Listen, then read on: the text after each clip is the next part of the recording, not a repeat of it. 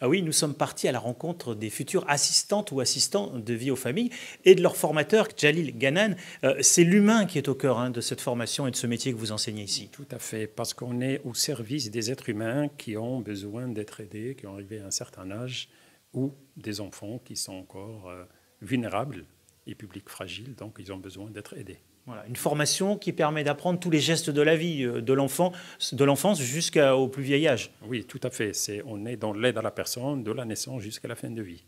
Et alors là, vous enseignez dans les conditions réelles. On est dans un appartement qui a été reconstitué. Un appartement pédagogique qui permet d'apprendre les gestes professionnels aux futures assistantes de vie aux familles. Alors, par exemple, ici, c'est un lit pour une personne handicapée. Médicalisé, qui peut être utilisé par une personne âgée ou une personne handicapée.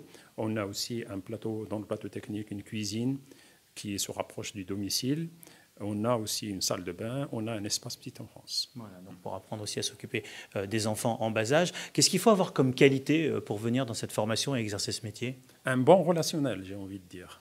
Un bon relationnel avec la personne et aimer apporter de l'aide à autrui. Pas forcément de diplôme requis, mais par contre savoir lire et écrire, c'est un minimum. Voilà, un minimum, savoir lire et écrire, pas de diplôme. Alors il y a des gens qui peuvent venir aussi pour valider leurs acquis.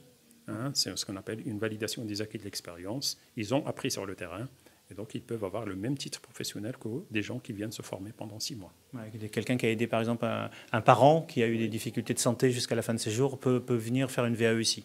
Tout à fait. Il peut venir, donc minimum requis, c'est 1 an d'expérience professionnelle dans le secteur et il peut monter un dossier de validation des acquis de l'expérience. Voilà, pour suivre cette formation, il y a des financements sur mesure qui sont proposés par l'AFPA et vous accompagnez pour choisir ces financements. Oui, tout à fait. Au cas par cas, il y a des financements conseil régional, il y a des financements Pôle emploi, il y a des financements entreprises aussi.